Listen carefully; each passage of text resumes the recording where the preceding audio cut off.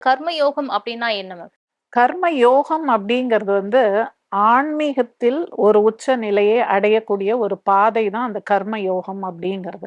So அந்த நிலையை அடையணும்னாலும் நான் சொன்ன இதுக்கு முன்னாடி சொன்ன மாதிரி உங்களுக்கு அந்த பற்றற்ற நிலை அப்படிங்கிறது இருக்கணும் எந்த ஒரு செயல்லையும். அப்போ நீங்க நினைக்கலாம், என்னடா இது இவங்க எல்லாத்துலயும் பற்றற்ற நிலை அப்படின்னு சொல்றாங்களே, அப்போ நம்ம ஒரு வயசு காலத்துல எல்லாருக்குமே ரெஸ்பான்சிபிலிட்டிஸ் இருக்கும், கமிட்மெண்ட்ஸ் இருக்கும், எல்லாமே இருக்கும் இல்லையா? அந்த வயசுல வந்து எப்படி பற்றற்ற நிலையில இருக்க முடியும்?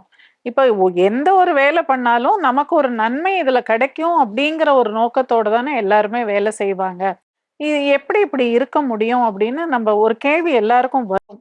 அது இயற்கையா வரக்கூடிய சந்தேகம் தான். இதெல்லாம் கரெக்ட் தான். இது மாதிரி இருக்கிறதுங்கிறது ரொம்ப ரொம்ப கஷ்டம்.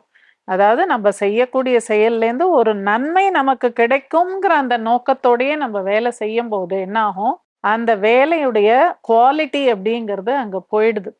ஏன்னா உங்ககிட்ட இருக்கிறது முழுக்க முழுக்க பதட்டம் தான். பதட்டம் தான் இருக்கும், ஆதங்கம் இருக்கும், சில சமயம் அகங்காரம், இது மாதிரி விஷயங்கள் உங்கள சூழறதுனால நீங்க என்ன பண்றீங்க? அந்த ரிசல்ட்ட பெர்ஃபார்மன்ஸ் உங்களால பண்ண முடியல.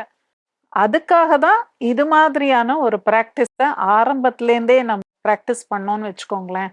இது வந்து நமக்கு ஒரு நன்மைய தான் கொடுக்கும். இது ஒண்ணும் நம்மள தண்டிக்கிற ஒரு விஷயமோ, இல்ல நம்மள பனிஷ் பண்ணணும், இவங்கள சோதனை குடுக்கணும் இவங்களுக்கு அப்படிங்கிற மாதிரி ஒரு விஷயம் கிடையாது. கர்மானாலே நெறைய பேர் என்ன நெனைக்கிறாங்கன்னா, இது கடவுள் நமக்கு குடுக்குற தண்டனை அப்படின்னு நெனைக்கிறாங்க. அதுக்கும் இதுக்கும் சம்பந்தமே கிடையாது. கடவுள்ங்கிறவர் வந்து நம்மள காப்பாத்த தான் இருக்காரே ஒழிய, நம்மள தண்டிக்கிறது கடவுள் கிடையாது.